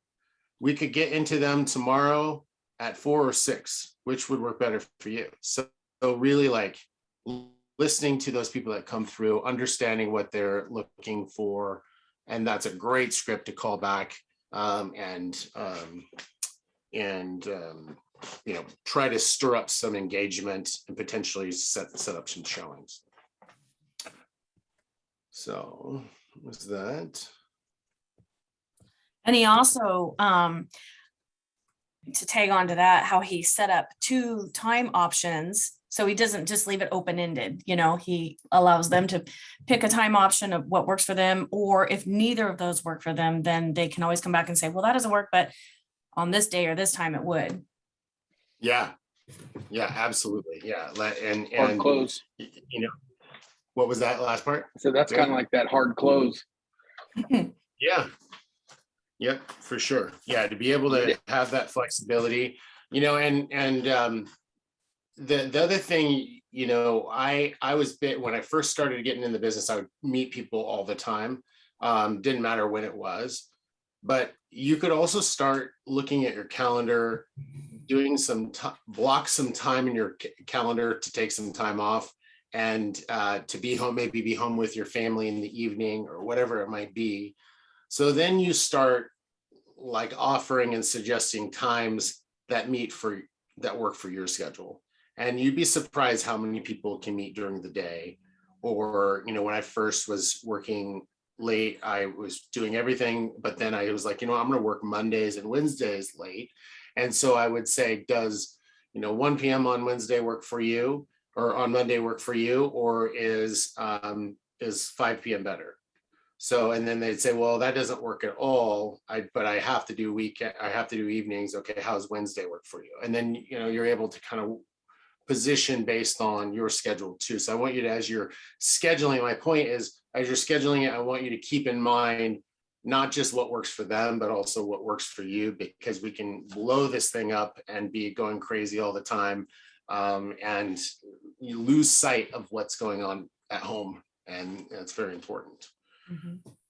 Okay, so, and I apologize for not having this presentation up. Like I said earlier, I didn't have anyone starting me this morning, introductions or anything. So I was like, oh yeah, there's that presentation. It doesn't show us much, so we haven't missed anything. It just makes sure that we talk about certain things along the way, and certain points that are important. And we are, let's see, I'm going to go to social media on page 20. So we're a little bit ahead of before this, 22. Social media. So use images when you post on Facebook, tweet ups about moving and staging. I'm sure that you guys are all on social media. If you're not, you need to be on pick a platform that speaks to your database, your customers, your audience, and use that in a consistent way that works for you. But the key is consistency, and make sure that you are providing them useful information that they want to know that you're in the business, not hate to know that you're in the business. And what I mean by that, there's a lot of real estate agents out there that will continue to post nothing but the same stuff over and over.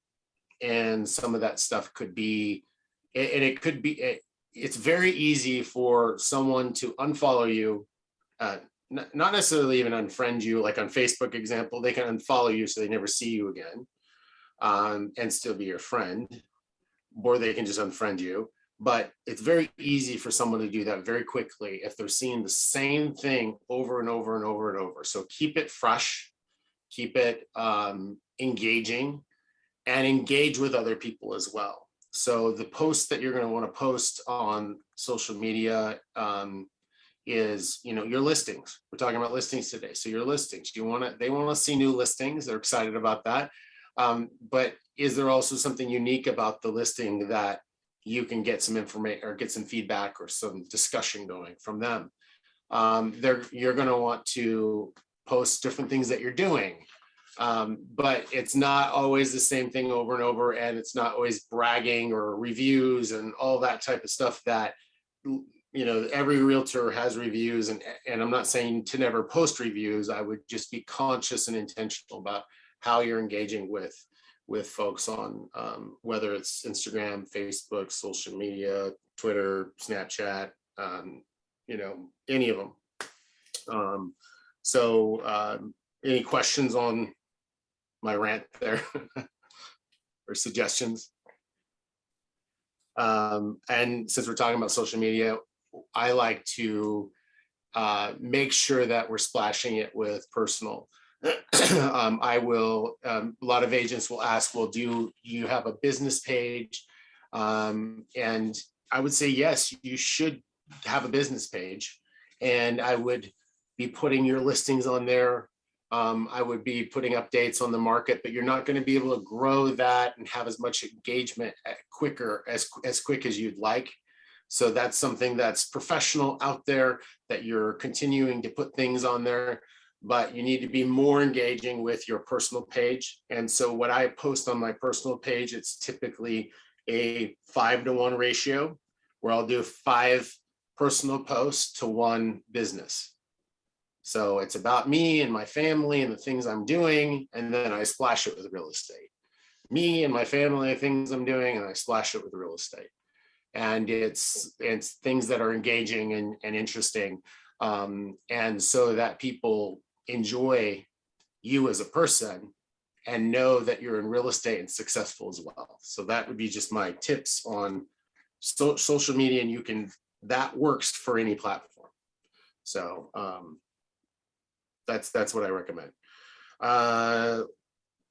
Let's see, engage when you are using social media. Okay, sweepstakes, like people will do different kind of sweepstakes, like different drawings or different things they might do. And you can certainly do some of that. That's not something I've really engaged with too much, but it's a way to engage with your people. Community websites, many neighborhoods have community websites and Facebook pages. This is an excellent way to get the news about your open house. So if you want to post on like the different neighborhood classifieds, I would just be very careful with like on Facebook, if you're posting it on the groups, don't just click select all and post away, because you will get booted out of some of those groups because you're not posting the right content for that group. So make sure you're being very intentional with the way you're communicating with the groups as well.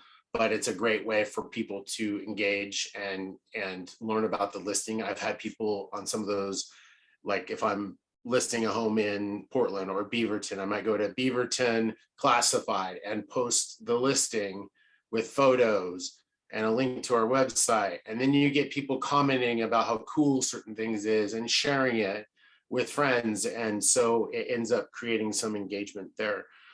You can also schedule an event through Facebook and for your open house, and invite your friends, your database to that event, and to come out and look at your open house.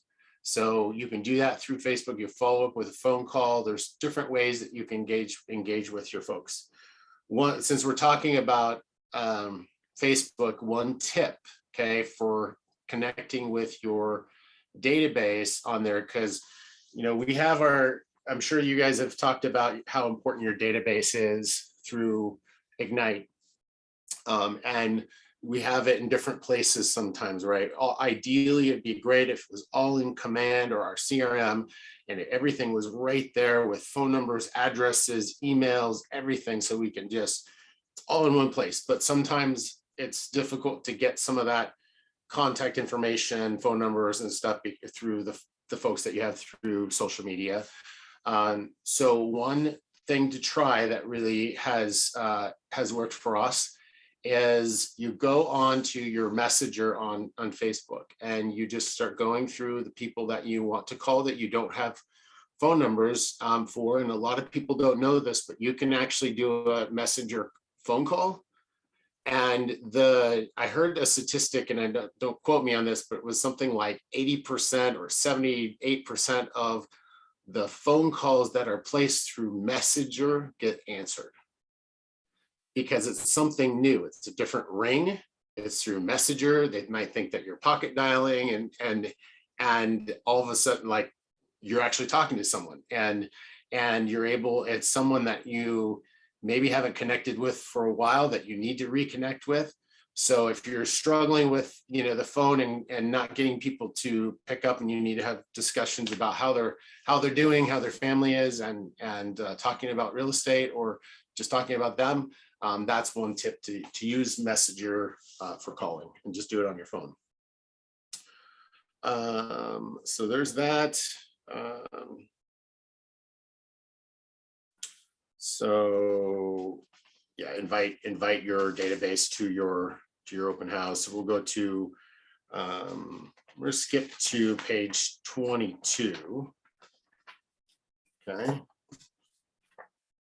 So this is the communication list. Okay, so what value do each of the following communication tips provide to your customer, to the customer?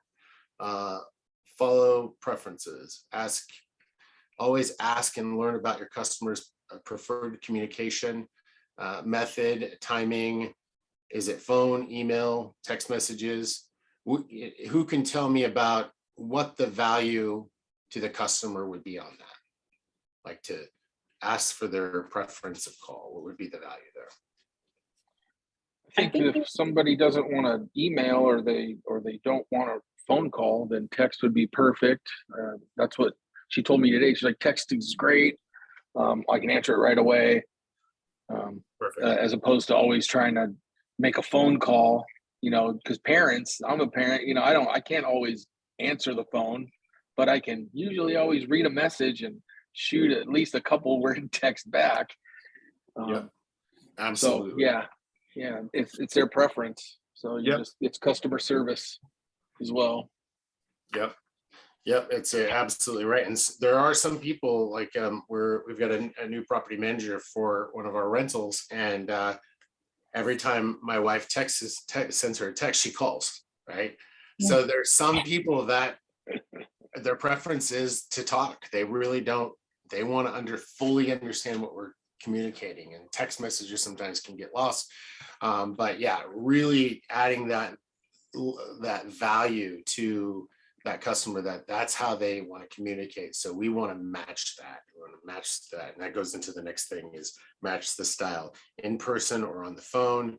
Always seek to match their communication style and their personality. I don't know if you guys have some of you may have learned the DISC profile that basically allows you to assess who you are. If you're a high D, you're driven. If you're a high I, you're outgoing. If you're an S, you need stability, and if you're C, you're high detail. That's a very quick, basic idea of the DISC profile, behavioral profile report. But a lot of times, really understanding who your customer is and knowing how they communicate, to slow things down if they're very detail oriented, to get to the point if they're very driven and focused and just want to get off the phone. Just get to the point. You don't need to talk about all this other stuff. Just get to the point. If they want to feel secure and they're high S and they want to know that everything is going to be good to go and you're happy and we're going to get to that finish line. They want to feel some comfort, like knowing that is important. Or if they're outgoing and they want to know all this stuff, but they may want to have a party at the end of it as well. So just really understanding who that customer is and how they communicate is important.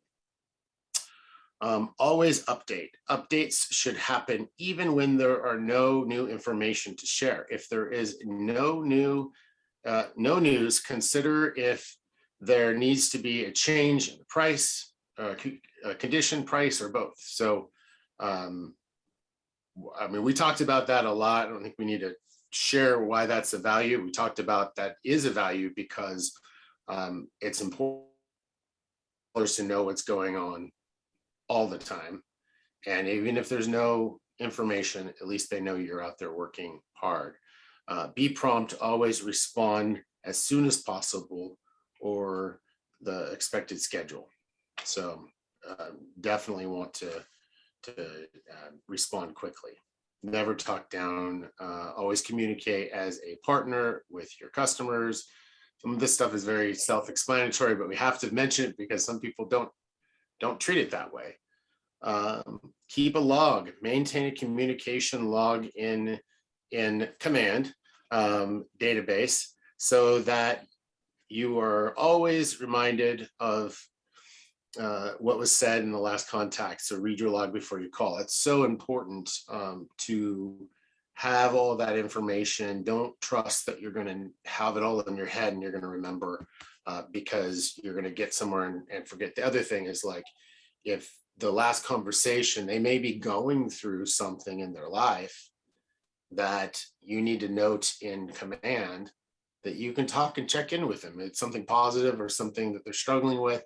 You can talk and check in with them and say, hey, how did that last time we spoke, that you were dealing with that, or you guys had some success there. How's that going now? Just checking in, like, wow, he really listened and cares about what we're going through, not just trying to sell another transaction.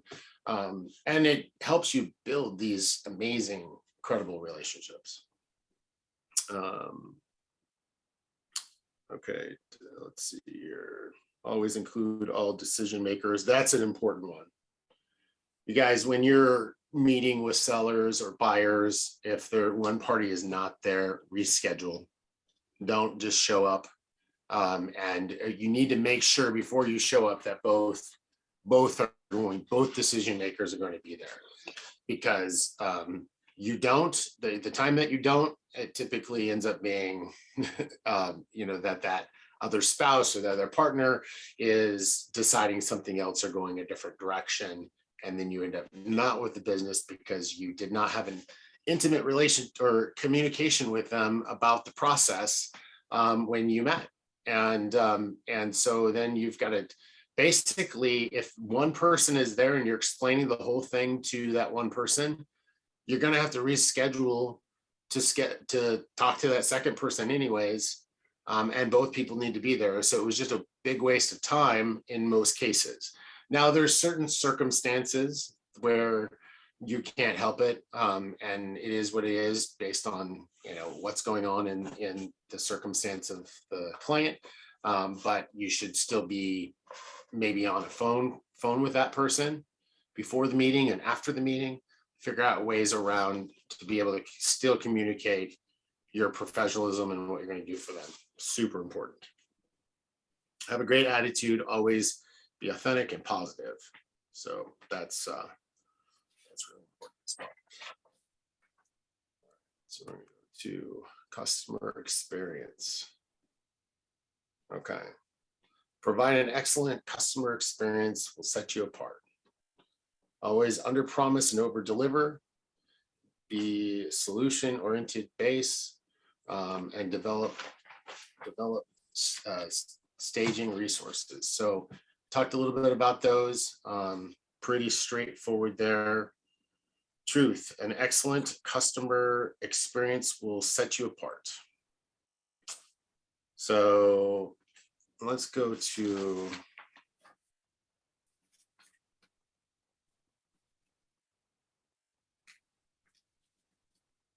we're going to skip ahead to the next video, and I'm going to drop it into the link here. Let me here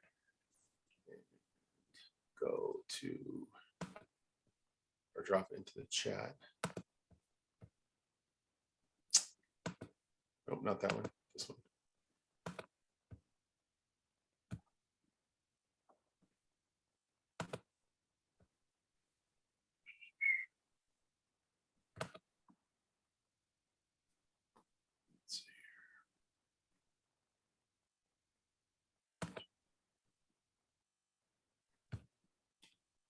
Okay. All right, there's the next one. And I'll go ahead and get started, and I'll chime back in about when it's over. Oops.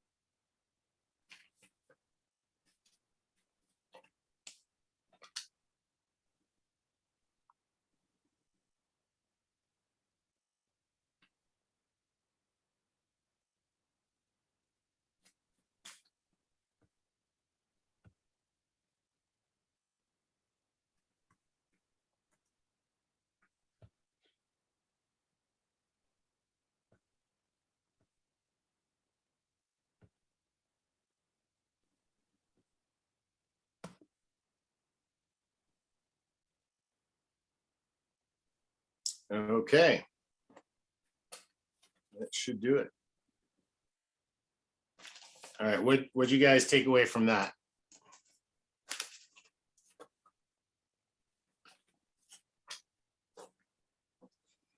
Those of you that could access the video.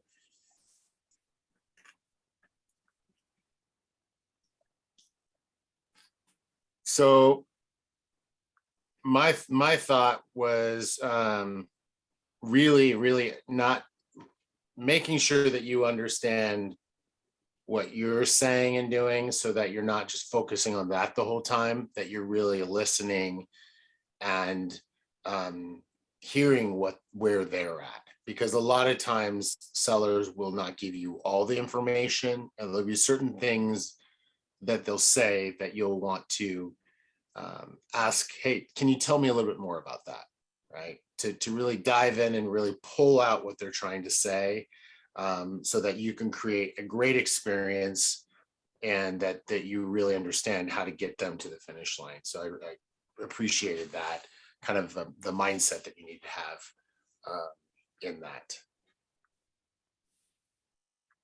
Anything else there? I liked it when he said he really paid attention to the details of what they were saying to him. And when the seller said, gosh, I haven't had time to mow my lawn, then they came back with, oh, hey, maybe I can get somebody to help you out with that. I mean, it doesn't cost very much to get somebody out to mow your lawn, and just going that little extra step for them, I don't know. I liked that. I love it.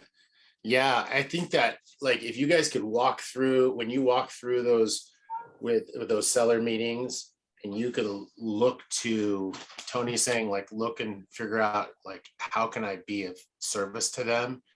Like, that's going to put you a step ahead of everyone else, right? To be able to, like, hey, can I have a lawn guy come out and give you an estimate on what it's going to take to get, because it's overgrown? Or how about I've got a great carpet contractor that's very reasonable, that can come out and give you an estimate, and you coordinate that, and you meet the contractor out there. Like, that's going above and beyond before you even have the listing. So great point, Tony. I think that's awesome. Yeah, and really, like you said, go small to go big, kind of just a matter of just following up with people and saying what you said you were going to do, and communicating with them on a regular basis is actually really, really big to some people, because some agents, some experience that they've had previously, or expectations of how this thing was going to go, and they're just feeling like, wow, you just exceeded those expectations. So I think that's really important. So overall, yeah, great video there, great insight. So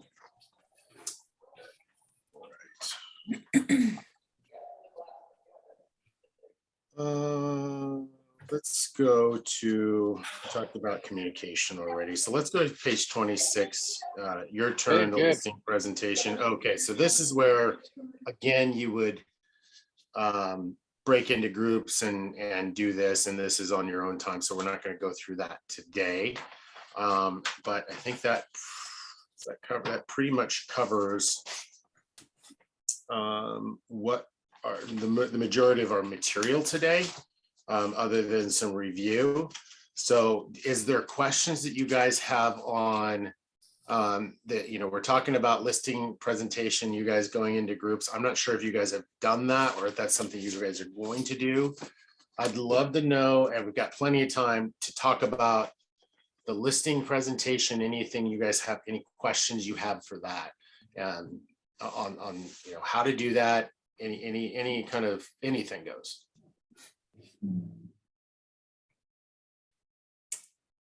Have you guys, has anyone gone to a list? Have they done a listing presentation for a seller, and want to share that experience?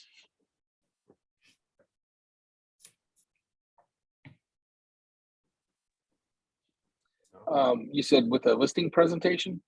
Yeah. I went on one last week, and I ended up getting the listing, and it was, they called me, they were a for sale by owner. and she listed it on Zillow on a Tuesday, and she called me on a Friday, and she's like, "Can you get it on the MLS?" And so, you know, I didn't even take the listing presentation classes yet. That was all last week.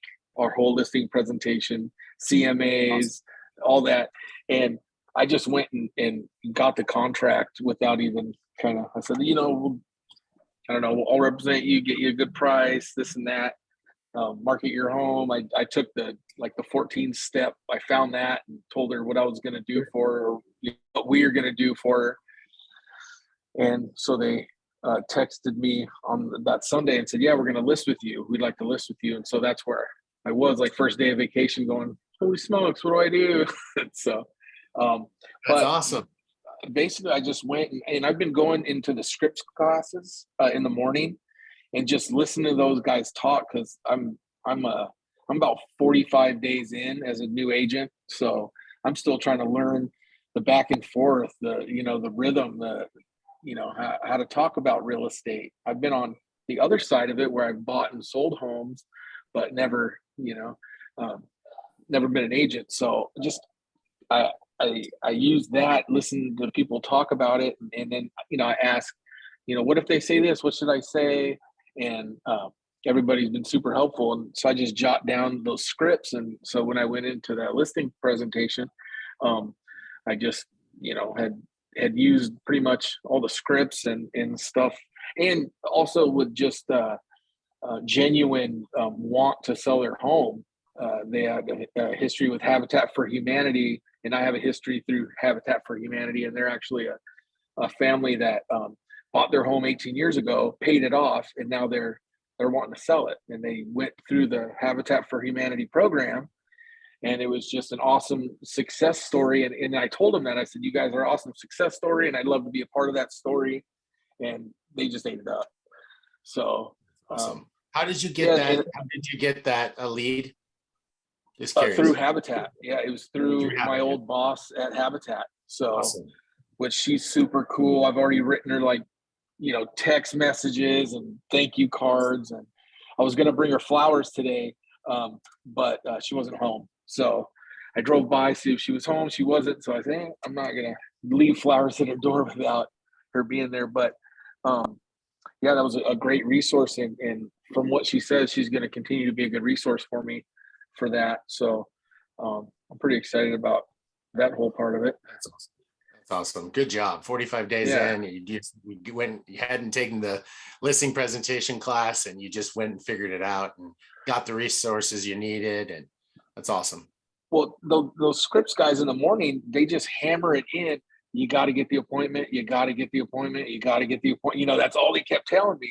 And so when I was I called her on the phone, and then I sent her a text message and said, "Thanks, for reaching out. And why don't we get together? And I'll let you know if I could do it or not," because I didn't know that we could list on the MLS for someone. And so I said, "Let me get back to you, and then I'll just come by and we'll go over it. We'll go over all the steps." And so I got that appointment and met with them the very next day. And yeah, it was pretty sweet the way it worked out. So let's break down what you had ready. So you had ready, you said the 14 steps, you printed that out or found it somewhere? Yeah, I found it and I looked it over, and then notes that I've just been taking throughout scripts and throughout just listening to people's little gems and little nuggets of knowledge that I picked up. Yeah. And I used all Perfect. that too. Okay. And then did you print out comparables? You bring that with you? What? No, I didn't. Okay. No, I had an open house. I was shadowing an open house earlier that day. And so I didn't really have time to do all that prep. I was like, I'm just going to go over there and talk to them and see if I can even help them. And I just listened. I just asked them a bunch of questions. I let them take me through the house, and I didn't really say, I did say, I'd love to sell this place. I mean, it's great. They had a great big shop in the back. And I was like, oh my gosh, this thing's amazing. I'd love to sell this place. I'll be honest with you. I'd love to get this listing. And then I just, let them continue to show me the property and didn't really harp on that. And then Love at it. the end of them showing, everything, it was kind of at a stalemate. And I'm like, well, shoot, you got to ask for the business. you know, so that's what I did. I was like, you know, like I said before, I'd love to list this place, and so I said, you guys sleep on it, because I came up with I was going to charge them 1% for just putting it on MLS, or they were going to give me the listing. I went in there with that mind frame. So either or, I'm going to get paid. So it's just Okay. kind of, yeah, I'm going to go out there and see if, and then I had talked to a couple people before about the for sale by owners, and they had told me, you know, the horror stories behind it. And I kind of reiterated that to them. I said, you know, half of them don't close, and this and that. And everybody's going to contact me, not you. So, and then another thing that I said was, you know, when you're showing the home to people that are coming through, you got to be able to take their, you know, if they don't like it, they're going to let you know. They're going to pick it apart. That's something, you know, you've built this home for 18 years. You're not going to want to hear that. You're not going to want to hear how ugly these floors are, how nasty the paint is. You're not going to want to hear that. So let me hear that. I'll take the brunt of that.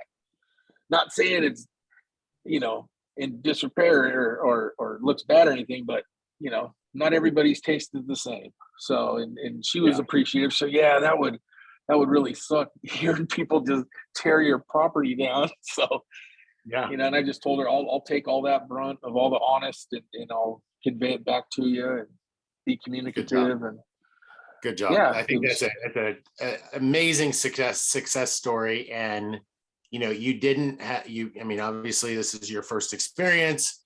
You haven't taken the, you know, the listing presentation class. You didn't have a listing presentation that you've put together that you're going to walk through, but you had the resources of our company through scripts classes and the agents in your office and the knowledge that you've learned through Ignite to be able to put this thing together. And the important thing is that you ran out there and met with the seller, because what did I say? That 93% of all home sellers will list with the first agent they met. So if you would have kind of took a step back and said, you know what, I'm going to do some more homework before I run out there, which is not ever a bad thing. But if you would have maybe spent another couple of days working on it before you met with them, then maybe they ended up meeting with someone else. Right. So Oh, you yeah. jumped into that opportunity, you made it happen.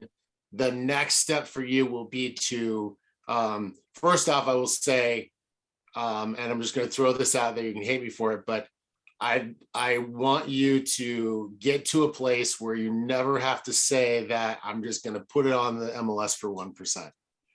Okay. Right. No, And exactly.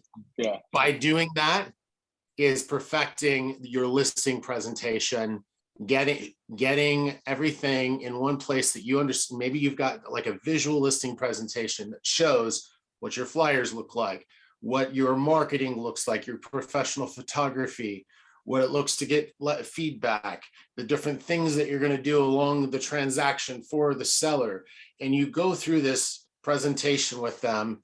And at the end of the presentation, and I'm not just speaking to you, Gary, you've been amazing. You're vulnerable with throwing yourself out there. I'm speaking to everyone.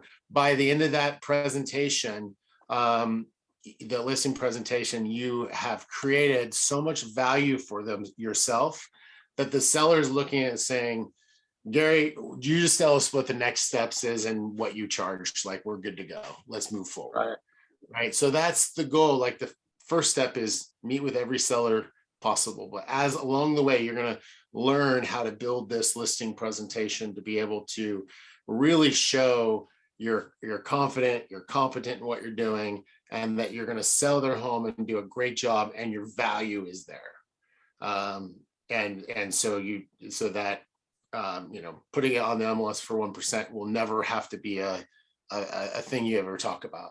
And I know right now, like, you're thinking like, how do I just get some closings, right? So, and I totally get that. But you proved to yourself through that meeting, you still fought for that full listing and you got it, which is awesome. So congratulations. Thank you. Yeah.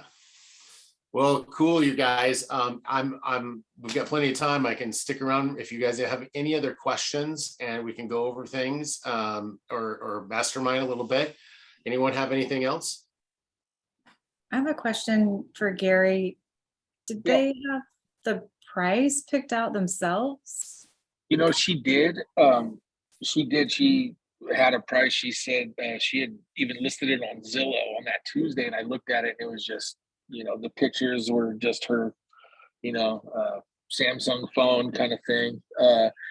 But yeah, she had told me we listed it for 420, and so I was like, oh, you know, there's no 4.2s in Junction City, so that's a pretty good price. You know, I know the home was 18 years old, so it's still solid house without any kind of damage or anything as far as I saw. And so I was like, I looked at it and I'm like, whoa, that's not unheard of. I mean, that's not 420 is a great price. I'd pay 420 for this place kind of thing is how I looked at it. And then as I was doing the CMA, which was kind of challenging because there is no 4.2s really in Junction City on, you know, less than like 5 acres kind of thing. So it was kind of challenging, but I added their, you know, they have 2 bathrooms where all the other houses only have 1 bathroom, and it's a full bathroom, and they have a huge 860-foot shop or square foot shop, which, you know, none of the other properties had that. So I just, you know, tacked on that value, and I came up, and she actually agreed to list it for 15,000 over what she originally listed it on Zillow for, which was 420. So she wants to list it for 435, which I'm like, okay, just, you know, be prepared to not get any offers, and also be prepared to get all the offers. We won't know till it goes live. So You and came she's up like, with, cool. you came up with 435? Yeah, I did. And I used that.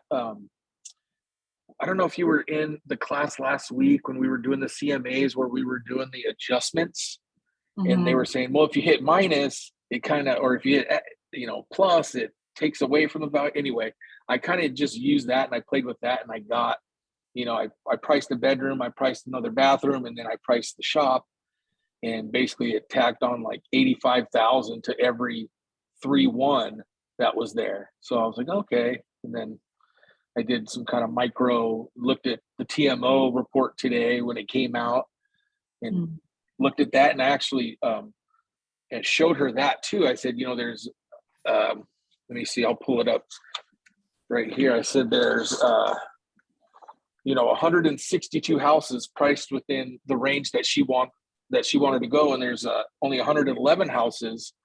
But she went through the pending ratio, where the most expensive houses, the pending ratio was 50%. And if we would have went down to the 425 or whatever I had, there's only 43% pending. So she heard that, and she's like, oh, well, it makes sense to go to that higher price because they're pending.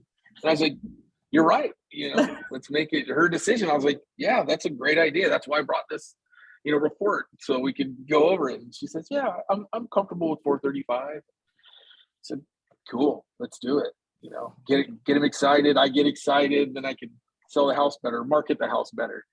Yeah, So, well, I'm excited to see what happened. yeah, yeah, me too. Thank you. Yeah, good job. Congratulations. Way to get out there and just get it and make it happen. So excited Right. for you. Very cool, you guys. Well, this has been awesome. It's been a pleasure. If you guys ever need anything, count me as a resource here in the Portland metro area, and would love to connect with you if you want to send me an email or a text. And appreciate all you guys. Thanks for today. This was great. Hey, Jesse, can you put your contact in the chat? I didn't get it You bet. at the I was beginning of just the gonna class. ask that too, yeah. Gary, can I ask you a super quick question before, I mean, I can reach out to you afterwards too, but Yeah. it was about, you had told me you were doing the scripts class in the morning. I've been wanting to do it, but I haven't had an opportunity to jump in yet. Is it role playing, or can you just sit in and listen if you have other things going on in the back? I mean, you know what I mean? Is this something You could sit in and just participate in? listen. Okay, perfect. You could just listen, or you can, you know, I ask questions, and they'll go on. A lot of times it's just a few guys in there. They're just kind of talking shop, and it's Okay. kind of interesting to listen to. So you could be as involved or not involved as you need. Good, because it seemed a little intimidating at first. I'm like, oh, I don't want to pop in and do any kind of role playing yet. I'm only, like 20 days into this, so it didn't feel comfortable yet to do that, but Oh, I totally understand. It was funny. The first thing, he kind of put me on the spot. He says, "So, how's the market?" He's like, "You're in real estate. People are going to ask you, how's the market? You got to know how to answer it." And he just told me, he says, "It depends what you want to do, buy, sell, or invest." Those are the next words out of your mouth. And so I just, and then later on, he goes, "Hey, good Gary, how's info. the market?" And kind of, yeah, and well, it depends on what you want to do. And, that's it, man. That's what you got to say. Start there. So good. those guys are really helpful for sure. Awesome. All right. I am Yeah. gonna check into it then. Thank you. Yeah, Yeah, definitely. Matt does a good job and it's a safe environment for sure. Yeah, just jump in Yes. there, and thanks for asking that question, because I'm sure there's a lot of folks on this call that may have had the same thought. Like, I don't want to dive into a scripts class and be put on the spot. Like, as a new agent, no, I don't want to do that now. Like, I don't want to be put on the Yeah. spot. No. So yeah, Yeah. thanks for that question. Yeah, it's a great, Matt does a great job. And if you want to just keep it on mute and just listen, Awesome. you're welcome to do that. And you'll definitely pick up some stuff, and Yeah. maybe at some point you'll unmute yourself and try some stuff. So Get up the nerve too. Yeah, that'd be great. yeah, you just and it's great hear practice. these guys have been doing real estate for years. They're just talking shop, and you just absorb it. It's great. Yeah, that's what I want. I want it to feel natural. And I think, Mhm. like you said, sitting there and just listening to them talk shop feels more natural than, like scripts. Yeah, right. All right, you guys. Thanks for today. This was awesome. Go contact your database, build relationships, and in turn you'll get some business. Sounds good. Thank you, Jesse. All right, Jesse. Thanks, man. Thank you. Take care. you. Yeah, you bet. Bye-bye. Bye, guys.